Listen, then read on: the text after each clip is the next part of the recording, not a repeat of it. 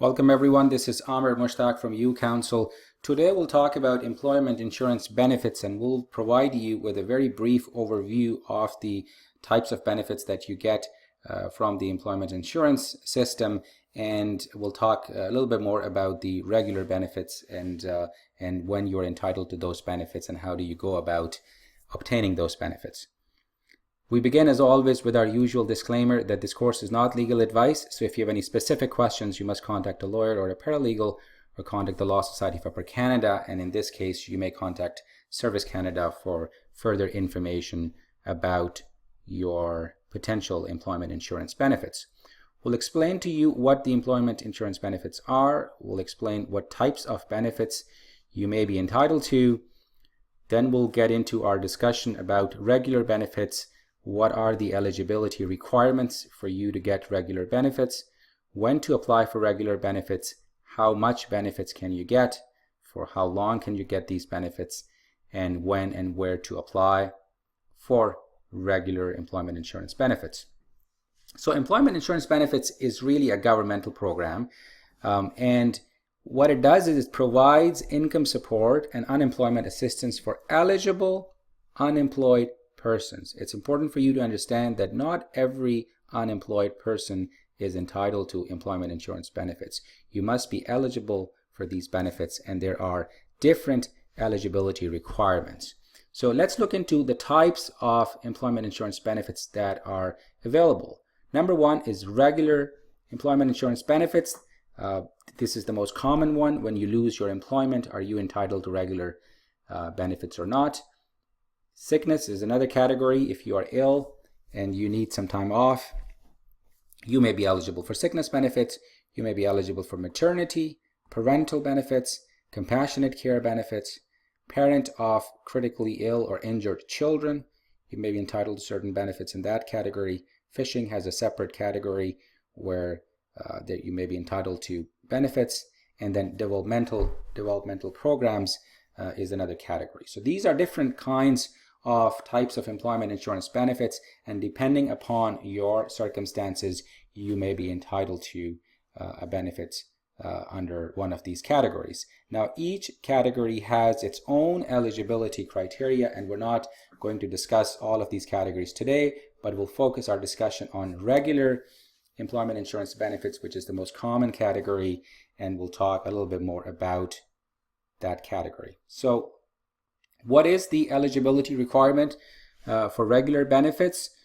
First of all, you were employed in an insurable employment. It's an important underlined word, insurable employment. So what it means is that you and your employer were paying EI premiums to the CRA, and how you figure that out, you can look at one of your pay stubs and you will see that there will be an EI deduction in your pay and sent to CRA, and that indicates that those hours that you have worked are insurable hours.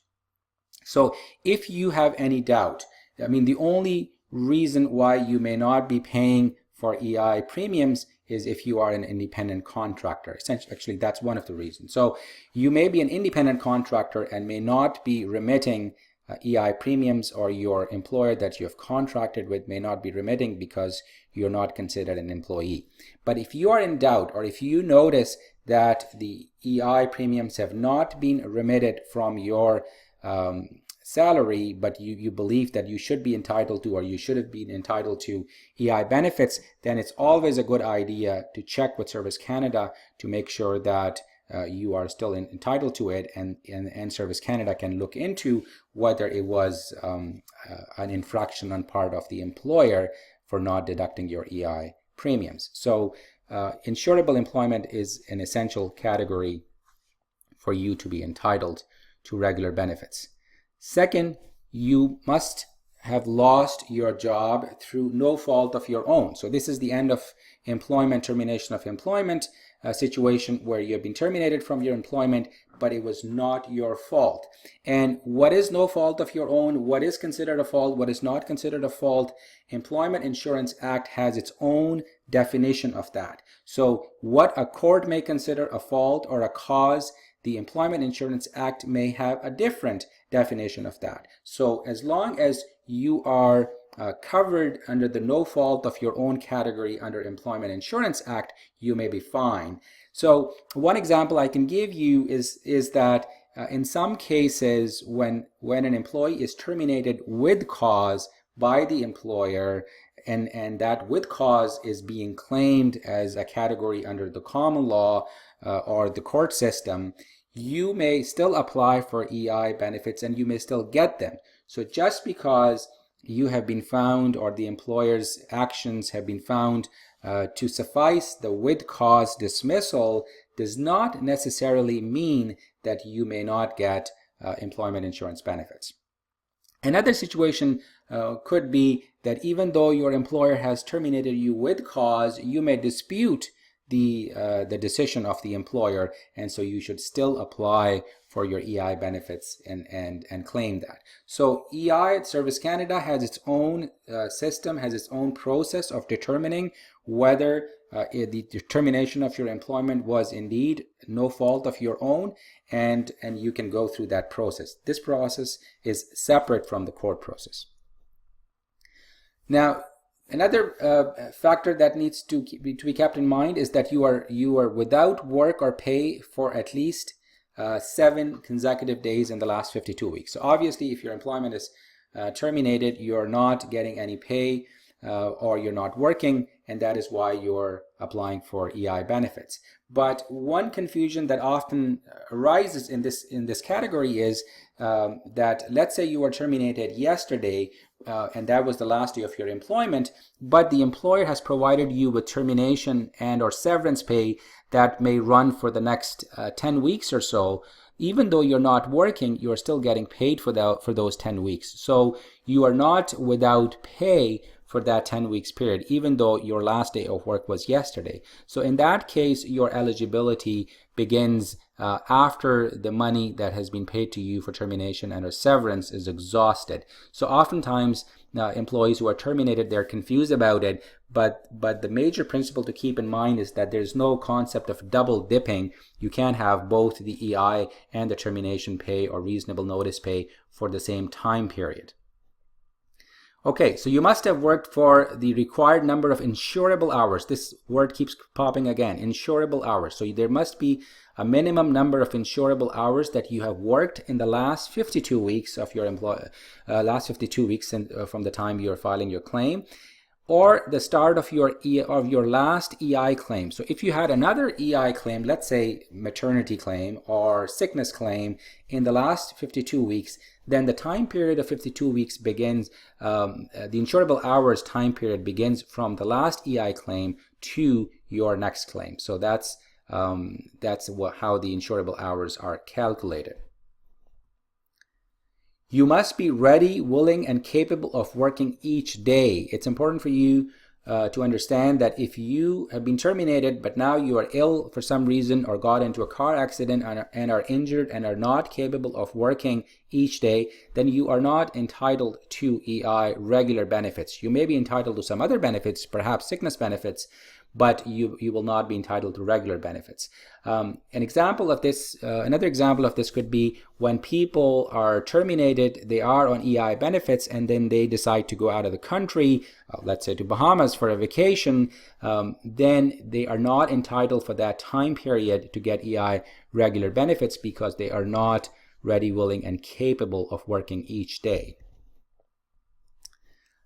You are also required to actively look for work during this time, and you are required to have written records of all your job searches to prove that you have been actively looking for work. So these are the eligibility requirements. If you meet all of these requirements, then you may be entitled to regular benefits.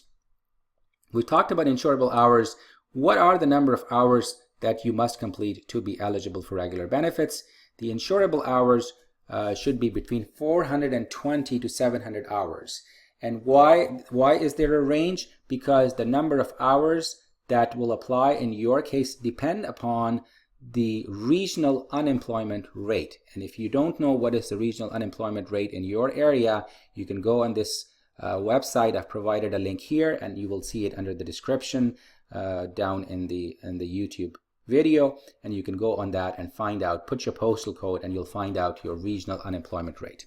So why this range? Because if the unemployment rate is higher in your region, you may be required to have less hours. So if the unemployment rate, for example, is more than 13% in your region, you may be required to have 420 hours to be sufficient to get the regular benefits. And so the less the unemployment rate, the higher the requirements are. Also remember that if you have a prior EI violation, your requirement of the insurable hours may be higher. And one example of EI violation is the example that I was giving you on previous slide, that let's say if you were getting regular EI benefits the last time and you went away to Bahamas and you did not report to Service Canada that you are going away and you should not be getting your EI regular benefits for that time period, and Service Canada finds out, and they will find out that you have been away and still claiming your EI benefits, then you will receive a notice of violation, which will indicate that you have to return the money for the time period that you are absent, and that is a violation that will be on your record. So if you have that violation or a similar EI violation in your prior history, then the result of that could be that you may be required to have more insurable hours to be eligible for EI benefits. Now, how much EI benefits? What is the dollar amount of your EI benefits that you can get? It is not based on your needs or your financial obligations. If you have a house and 2 cottages and you're paying a lot of mortgage, it does not matter with respect to the calculation of your EI benefits. The benefits are calculated based upon your income, and it is 55% of your average insurable weekly earning. So 55% of your weekly earning, and it has to be, of course, insurable, and then you will get those benefits, and up to a maximum of $543 per week gross pay. So there's a maximum limit of $543 per hour, but as you can tell, that the higher your income is, the more EI regular benefits you can get up to this maximum. You can also get family supplement. This is an additional income that you may be entitled to. And when would you get that kind of family supplement? If your net family income does not exceed $25,921 per year. Remember, it's net, meaning that after taxes, this is the money in your pocket. Family income, so not just yours, but your entire family's income after taxes, if it does not exceed $25,921, that's one category, one requirement for you to get family supplemental income, and you have children and your spouse receives Canada Child Benefit.